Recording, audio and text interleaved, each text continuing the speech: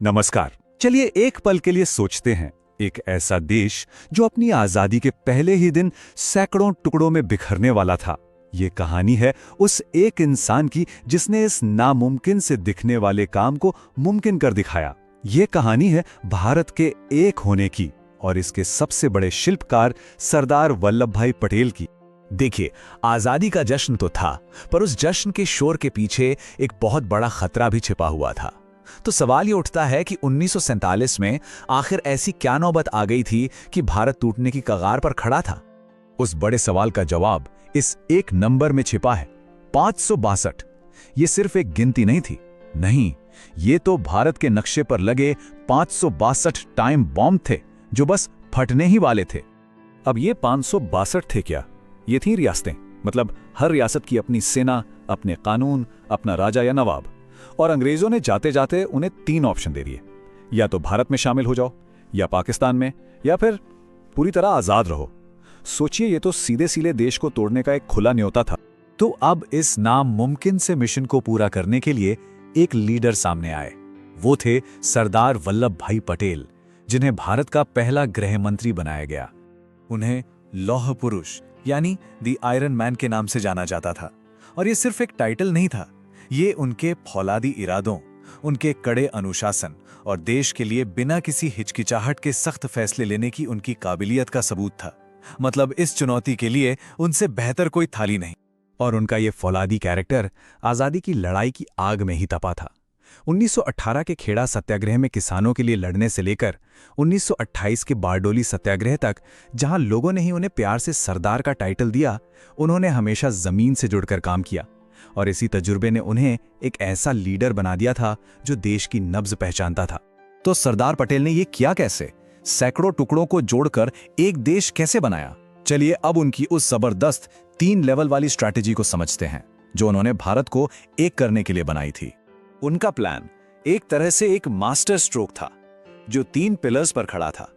पहला, संवाद और विश्वास, मतलब पहले प्यार से बात करो। दूसरा, कानून और रणनीति, यानी एक मजबूत लीगल तरीका अपनाओ। और तीसरा, अगर ये दोनों काम ना करें तो फिर कठोर फैसले लेने से पीछे मत हटो। पहले स्टेप में उन्होंने बातचीत का रास्ता अपनाया। उन्होंने राजा महाराजाओं से मिलकर उन्हें समझाया कि देखिए, आपका और आपकी प्रजा का भविष्य भारत के साथ ही सुरक्षित है।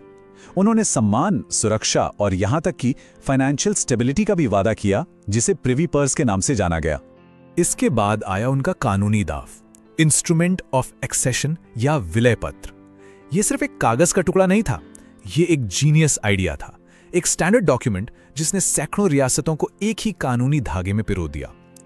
इससे पूरी प्रोसेस ट्रांसपेरेंट और लीगल बन गई। पर पटेल ये भी अच्छी तरह जानते थे कि सिर्फ बातचीत और कानून हर बार काम नहीं आते। जहां जरूरत पड़ी, वो देश के हित में कड़े से कड़ा एक्शन लेने के लिए भी पूरी तरह तैयार थे। चलिए अब देखते हैं कि ये स्ट्रैटेजी असल में जमीन पर कैसे काम आए, खासकर उन मामलों में जो सबसे ज्यादा मुश्किल थे। अब बात करते हैं 2 सबसे बड़ी मुश्किलों की, हैदराबाद और जूनागढ़। हैदराबाद का निजाम कहता था कि मैं तो आजाद रहूंगा, जबकि वहां की ज्यादातर जनता भारत में शामिल होना चाहती थी। दूसरी तरफ जूनागढ़ के नवाब ने तो कमाल ही कर दिया। रियासत में हिंदू आबादी ज्यादा थी, पर उन्होंने पाकिस्तान में शामिल होने का फैसला कर लिया। जब हैदराबाद के निजाम से बातचीत के सारे रास्ते बंद हो गए, तो पटेल ने एक पल भी बर्बाद नहीं किया। 1948 में उन्होंने पुलिस एक्शन का आदेश दिया। ये कहने को पुलिस एक्शन था, पर असल में एक तेज मिलिट्री ऑपरेशन था, जिसने हैदराबाद को सफलतापूर्वक भारत का हिस्सा बना दिया। और जूनागढ़ में पटेल ने अपनी स्ट्रैटेजी का दूसरा पहलू दिखाया।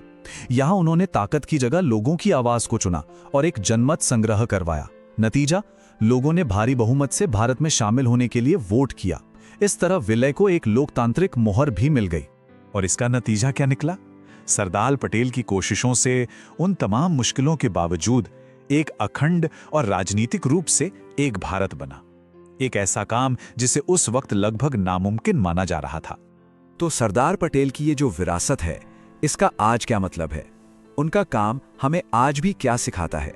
आज दुनिया की जो सबसे ऊंची मूर्ति है, स्टैच्यू ऑफ यूनिटी, वो इसी विरासत को एक सलाम है। ये सिर्फ एक मूर्ति नहीं है, ये इस बात का प्रतीक है कि भारत की सबसे बड़ी ताकत उसकी एकता में है, और ये उस इंसान को श्रद्धांजलि है जिसने इस एकता को गढ़ा। ये सरदार पटेल के ही शब्द थे जो उनके पूरे जीवन के काम को एक लाइन में बता देते हैं। भारत की ताकत उसकी एकता में है। सरदार पटेल की लीडरशिप से आज भी बहुत कुछ सीखा जा सकता है, जैसे अपनी भावनाओं से ऊपर देश को रखना, अपनी ईगो से ऊपर अनुशासन और मजबूती को रखना, नरमी और सख्ती का सही बैलेंस बनाना, और हाँ, बातें कम और काम ज्यादा करना। और यही सब हमें आज के सबसे बड़े सवाल पर लाकर खड़ा करता है। सरदार पटेल के इन सबको को ध्यान में रखते हुए आज के दौर में भारत की एकता को बनाए रखने और उसे मजबूत करने के लिए सबसे ज्यादा क्या जरूरी है,